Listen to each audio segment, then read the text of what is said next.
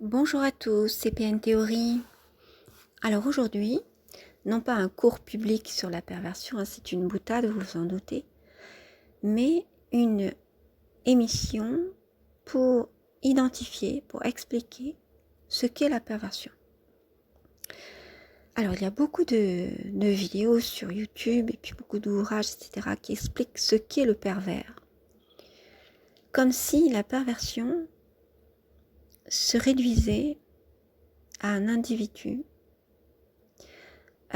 et à un aspect psychologique, c'est-à-dire il est pervers, on va le classer dans la pathologie parce que pour nous ce n'est pas sain. Donc on est vraiment dans une vision psychologisante du phénomène, et puis pour s'en sortir face à ces individus pervers, puisqu'on ne voit que les individus, hors des individus, tout va bien. Pour ces individus, quand ils sont déclarés, déclarés comme réellement pervers, on pourrait effectivement voir certaines choses donc, qu'on pourrait leur reprocher, qui seraient juridiquement pénalisables, et donc pour lesquelles on pourrait porter plainte à l'intérieur de la perversion. Mais on ne peut pas porter plainte sur quelqu'un, je vais y arriver, parce qu'il est pervers, parce que d'abord, on ne peut pas diagnostiquer qu'il soit réellement pervers. Les psychiatres se disent, lors d'une expertise par exemple, incapables de le faire. Donc ça, il faut le savoir quand même. Ils sont capables de le faire dans certains cas, la télévision, lorsqu'ils en parlent, vous voyez, certains individus qui seraient psychopathes. Mais en fait, les individus pervers ordinaires, et c'est le but de cette chaîne, c'est de parler de la perversion ordinaire, ils ne connaissent pas. Donc déjà, ils ne savent pas diagnostiquer, et ensuite, ça n'est pas, ça n'est pas un crime d'être pervers. Ce qui est un crime, c'est lorsque certains agissements qui sont répréhensibles par la loi, comme la violence physique, la violence morale. Donc la violence morale, vous pouvez avoir des jours d'ITT en allant voir un médecin légiste lorsque vous avez été violenté moralement, donc ça peut être pris en compte par la loi, mais ça sera la violence morale et non pas la perversion. Mais il y a une telle confusion dans l'opinion publique parce que on pense que la justice nous protège de tout, et on pense que la psychologie nous explique tout. Voilà, en fait. Alors que la psychologie n'explique pas, parce qu'elle ne sait pas, ni la psychologie, ni la psychiatrie, ni la psychanalyse, ne sait pas expliquer exactement ce qu'est... n'explique pas forcément... sait expliquer ce qu'est la perversion. Mais les individus pervers, parce qu'on ne sait pas encore tout d'eux, et il n'y a pas encore tout à fait cette notion de degré, on est tout de suite dans une pathologie de toute façon, lorsque la personne est perverse, donc il faut qu'elle ait quand même déjà passé un certain stade, sinon pour la perversion ordinaire, celle dont je vous parle actuellement, c'est très difficile à prouver. La seule chose que vous pouvez faire, c'est l'identifier vous-même. Donc en fait, vous êtes dans un certain cadre pour penser cette perversion uniquement en termes d'individu, uniquement en termes de pathologie, donc quelque chose qui serait pas normal, alors que justement, ce dont je vais vous parler, c'est cette norme de la perversion qui en devient même une culture, une caractéristique de notre société occidentale contemporaine. On en parle uniquement dans ce cadre, et pour s'en défendre, on a la justice, mais qui ne sait pas exactement, qui ne sait pas punir la perversion, qui punit uniquement certains actes qui sont répréhensibles par la loi, mais c'est tout.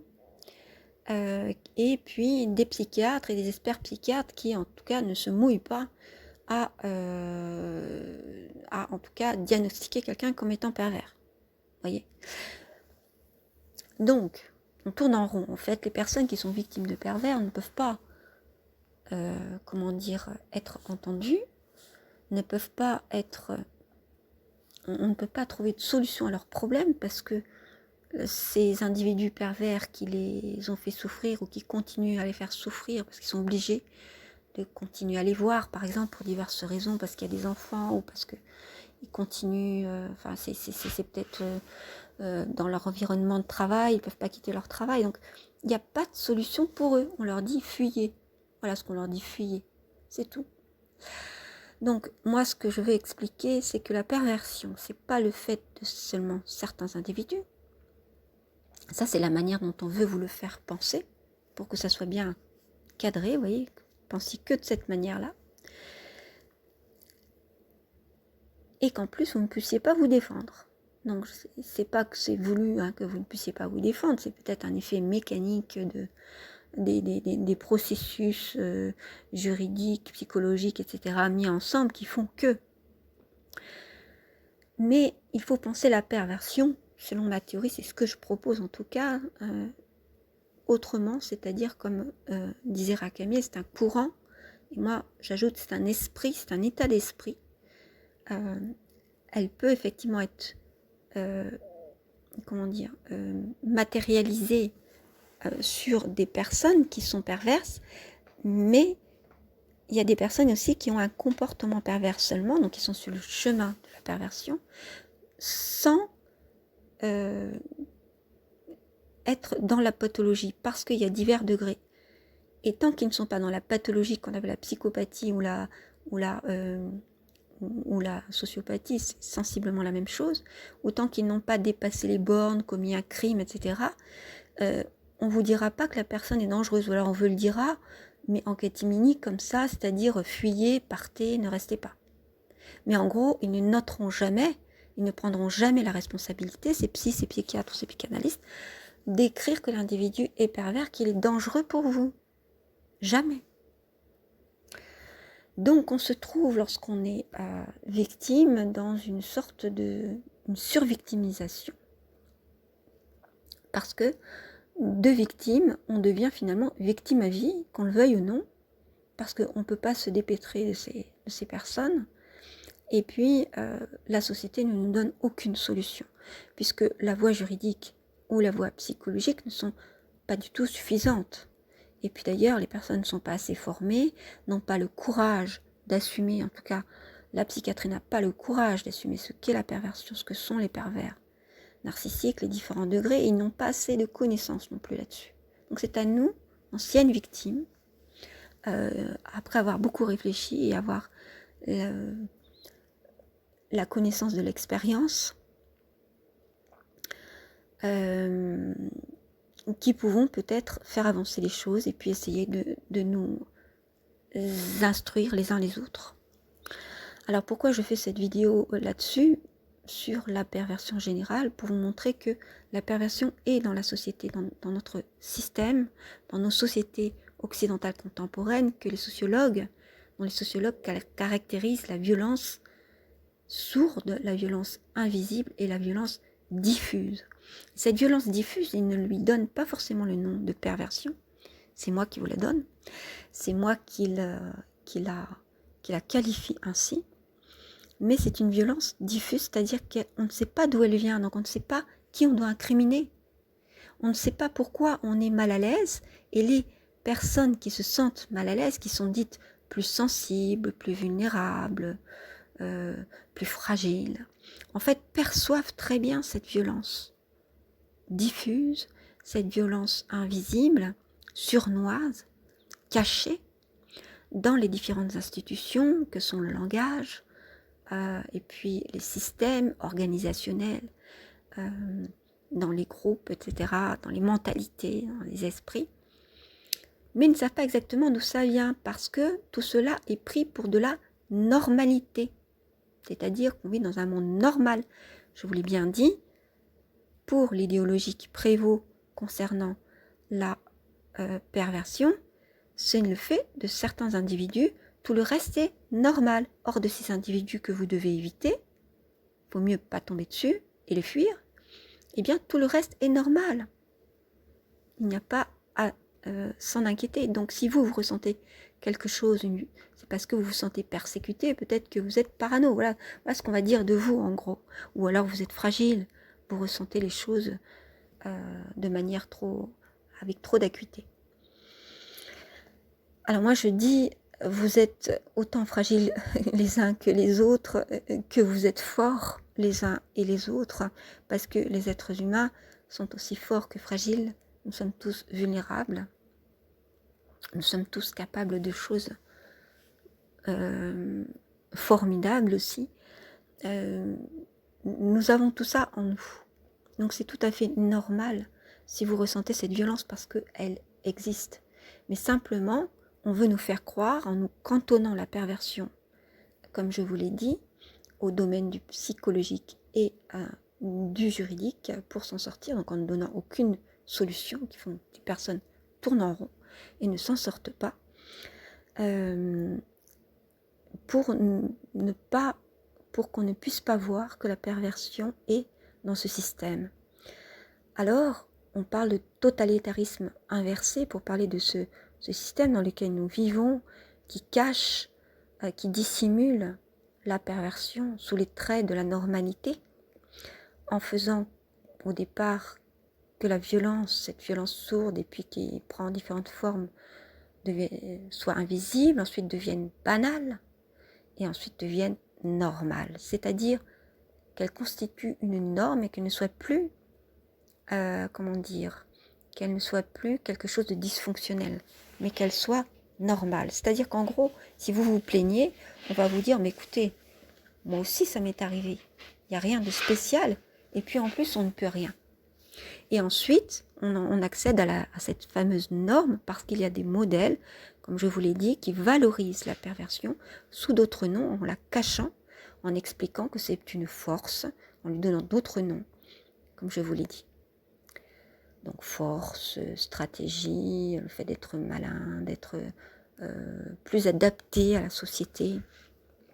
Effectivement, quand on est adapté à une société qui est complètement malade, qui est complètement dysfonctionnelle, ben c'est sûr que c'est pas un signe de bonne santé. Et c'est vous qui êtes normal. Voilà. Croyez-moi, c'est vous qui êtes normal. Donc voilà, je vous laisse écouter cette émission sur la perversion.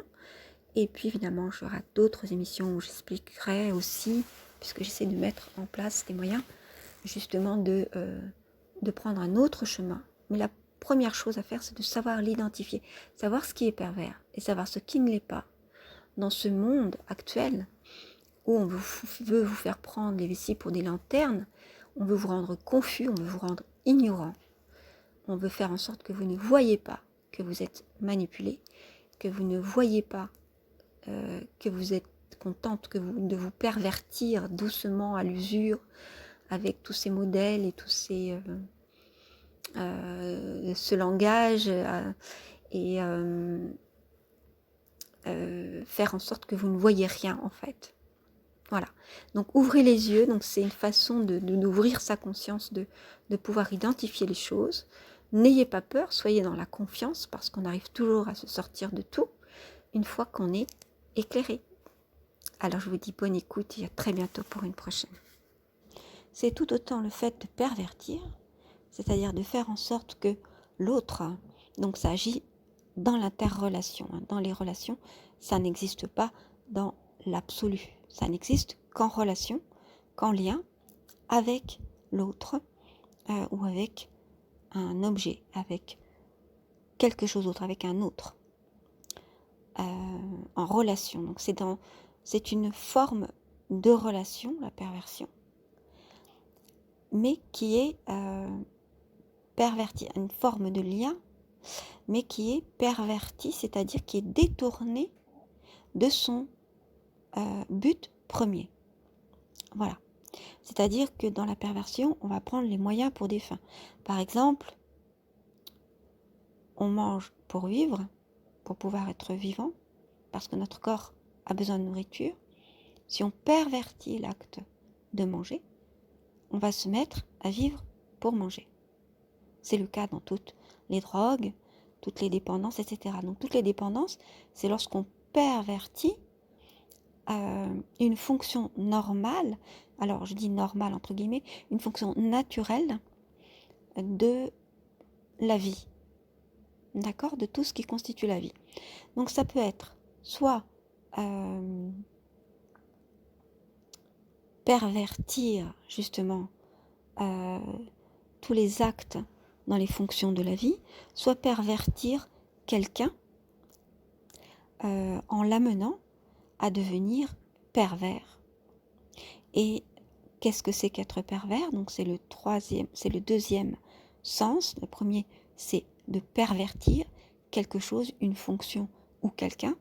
Et le deuxième, c'est d'être pervers. Et d'être pervers, c'est-à-dire d'aimer, de se réjouir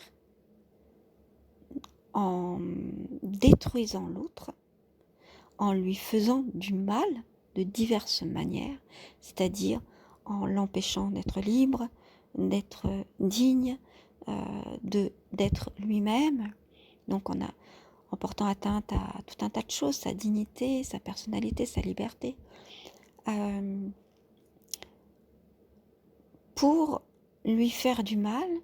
Et le but ultime de la perversion, c'est toujours d'anéantir l'autre, y compris par-delà la mort. C'est-à-dire que la perversion, ça serait même, par exemple, d'aller profaner une tombe pour faire du mal, non pas au mort, qui lui est mort, donc de toute façon il ne fera rien, mais c'est au niveau du symbole.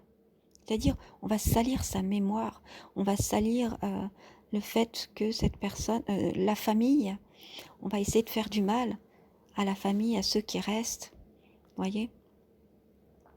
C'est ça en gros, par-delà la mort, voyez. Ce n'est pas la mort le but ultime, la mort de l'autre, le but ultime de la perversion, mais c'est son anéantissement dans l'absolu, c'est-à-dire le fait qu'il n'ait jamais existé, faire en sorte que ça soit comme s'il n'avait jamais existé, que sa mémoire par exemple, ou que son image, ou que sa réputation soit détruite, parce que là ça veut dire que c'est l'humain en tant que, enfin symboliquement, qui est détruit. Et c'est ce que recherchent les pervers. Voilà. Les pervers, ils ne veulent pas seulement vous supprimer, ils veulent supprimer tout ce qui faisait de vous quelqu'un de spécial, de particulier, de singulier. Tout ce qui faisait de vous votre personnalité ou votre dignité d'être humain. Donc il va faire en sorte, la perversion a pour but de vous rendre tels des animaux. Par exemple, vous faire passer pour des animaux, faire en sorte que par divers moyens de torture, je dirais, vous deveniez, vous perdiez votre humanité. Voilà, en gros c'est ça. Donc la perversion c'est ça, soit on pervertit quelque chose, quelqu'un, une fonction ou quelqu'un, on l'amène à devenir pervers lui-même, soit on commet des actes pervers. Et commettre des actes pervers, c'est retirer l'humanité à un homme, à un être humain, ou tout ce qu'il a d'unique, tout ce qui fait qu'il est lui-même, tout ce en quoi il peut être fier pour pouvoir le ridiculiser par-delà la mort, puisque la mort n'est pas le but ultime, mais le but ultime, c'est de casser l'autre. Voilà, de le détruire, de faire en sorte qu'il ne puisse être plus rien. Donc, vous voyez, par exemple, un des plaisirs pervers, ça sera de rendre l'autre fou, ou de le faire passer pour fou, de faire en sorte qu'il ne puisse plus vivre, ou plus respirer, le torturer mentalement, voilà. Bref. Alors, c'est vrai que c'est un peu difficile à entendre, mais il faut regarder les choses en face pour savoir ce que c'est. Et puis pour trouver après des remèdes, mais voilà, il vaut mieux regarder les choses en face plutôt que se les imaginer. C'est toujours beaucoup plus... on a beaucoup plus peur quand on s'imagine les choses et on est beaucoup plus anxieux. Donc regardons les choses en face. La perversion, c'est pas seulement cela. C'est aussi, enfin ça fait partie de la perversion, c'est ce que nous dit Rakamier, couper les liens. Alors couper les liens, c'est-à-dire couper les liens, tout ce qui relie l'homme, l'être humain, donc tous les rapports à l'homme. Et c'est pour ça que je pense que justement, la perversion, la question de la perversion, c'est la question du rapport de l'homme, de l'être humain, avec l'environnement, c'est-à-dire avec le monde, l'environnement, les autres groupes humains, l'univers, tout ce qui existe autour de lui, avec les autres et avec lui-même. Donc le pervers, en fait, il veut couper tous ces liens. Tout ce qui relie l'homme à lui-même, aux autres, au monde. Donc c'est cette reliance et puis ces liens avec les autres qu'il a envie de couper, qu'il se réjouit de couper. Donc lorsque par exemple il fait en sorte que vous ne puissiez plus avoir de relation avec les autres, en vous isolant des autres, en vous faisant croire qu'ils ont dit telle et telle chose sur vous, ce qui est faux évidemment, mais pour que vous ne leur parliez plus, en semant la zizanie, en disant certaines choses à d'autres, etc., pour qu'ils ne vous parlent plus, des choses comme ça, vous isoler ou vous faire croire des choses sur votre propre famille pour que vous ne leur parliez plus. Voilà, vous isoler, en gros. Vous faire croire que tout le monde est contre vous, des choses comme ça, qu'il n'y a que lui ou que elle qui vous comprend, c'est-à-dire le ou la perverse. Vous isolez aussi de votre rapport à vous-même, en faisant en sorte que vous ne puissiez même plus vivre normalement, c'est-à-dire toutes les fonctions naturelles, dormir, à faire en sorte que vous ne puissiez plus dormir, que vous ne puissiez plus avoir un moment de calme, en vous mettant toujours des contraintes, des activités, toujours dans l'urgence, pas forcément, mais certaines dans l'urgence, ou alors déplacer des choses qui devaient se faire à tel moment, finalement, ah ben non, c'est tout de suite, c'est comme ça, parce qu'il n'y peut rien, etc., ou elle n'y peut rien. Donc en fait, vous êtes tout le temps dans un tourbillon d'activités qui fait que vous ne pouvez plus vous recentrer sur vous-même. Avoir du temps pour vous, c'est un luxe que vous n'avez pas, parce que vous êtes tout le temps obligé, puisque tout tourne autour du pervers, vous êtes obligé de vous occuper de lui ou d'elle, du pervers ou de la perverse. Donc en fait, vous ne pouvez plus avoir de rapport à vous-même parce que vous n'avez pas forcément le temps de dormir. Il va faire en sorte de couper votre sommeil.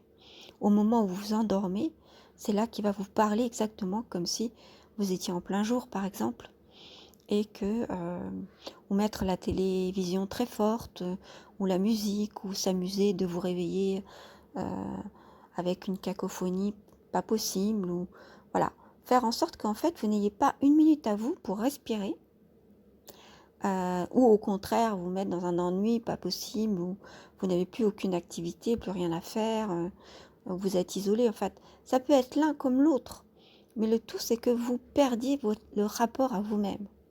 Vous ne saviez plus qui vous êtes. Il va vous définir aussi. C'est lui qui sait mieux que vous qui vous êtes. Alors généralement, on est tous en recherche. On ne sait pas exactement qui l'on est. On le sait dans le regard, dans le comportement de l'autre, par rapport à l'autre, qu'on va se définir, qu'on va comprendre qui on est. Et généralement, il va essayer de trouver s'il y a cette faille en vous, de vous faire en sorte de vous définir autrement, comme lui l'a décidé, comme elle l'a décidé. Vous êtes comme ça. Et à chaque fois qu'il y aura un petit semblant de quelque chose qui se rapporte à ce dont il parle, eh ben, il va le prendre comme preuve, quand bien même ce serait le contraire. Lui, il interprète à sa manière, lui ou elle, et donc il a décidé que vous étiez comme ça, et à force de répéter, à l'usure, il se dit que, à force de manquer de sommeil, d'être dans l'activité, de péter les plombs, de ne plus en pouvoir tellement vous ne savez plus sur quel pied danser avec cette personne, en fait, vous allez forcément céder. Ou alors, ça va vous rentrer dans le crâne et vous allez penser que vous êtes comme il vous définit. Voilà, donc je termine là-dessus. La perversion, c'est tout autant pervertir quelqu'un ou quelque chose, une fonction par exemple, que vouloir du mal par-delà, au niveau de l'humanité, par-delà la mort, au niveau de ce qu'est un être humain, de son existence, de sa singularité, de sa dignité, sa personnalité, sa liberté. Toutes ces choses qui qui vont vers l'humain. C'est ce pourquoi je dis que la perversion est anti-humaine en fait. Tout ce qu'elle veut, c'est réduire l'humain à des choses très basses, le réduire à ses bas instincts, à ses pulsions, comme si c'était un animal, ou à faire en sorte qu'il n'ait jamais existé symboliquement. Donc c'est ça la perversion. Et c'est aussi le couper des liens qu'il a avec le monde, les autres et lui-même, parce que ce sont ces liens qui font qu'il est un être humain, parce que c'est ce qui lui permettent, ces liens-là lui permettent d'être connecté, comment dire, en tant qu'humain, à la vie même, à ce grand tout, si on croit en Dieu, qu'on peut appeler Dieu, on peut appeler la source, l'univers, la vie, comme vous voulez, et être connecté en même temps à l'intérieur de lui-même, à ce qu'il est, à son soi, en fait, intérieur, et puis aussi aux autres, parce que ce sont les autres qui font, c'est parce qu'il y a, on a un rapport à l'autre, qu'il y a une altérité, que notre identité existe, c'est-à-dire que nous existons parce qu'il y a un autre. Et donc, c'est tout cela qu'il veut couper. Tout ce qui fait de nous des êtres humains, tout ce qui nous relie, c'est cette reliance que l'on a à nous-mêmes, aux autres et au monde. Et puis les liens en fait, hein, pas seulement la reliance, c'est-à-dire le fait de se relier, mais aussi les liens qui existent entre les personnes, les liens d'amitié, les liens d'amour, les liens de respect, etc. Voyez? Voilà, c'est ça la perversion. Voilà, j'espère avoir bien expliqué ce que c'était, parce que souvent on explique ce qu'est un pervers narcissique, mais pas ce qu'est la perversion. Voilà. Donc j'espère que cela vous aura intéressé, que vous aurez pu avancer dans la compréhension des choses avec ces pistes de réflexion. À très bientôt pour une prochaine.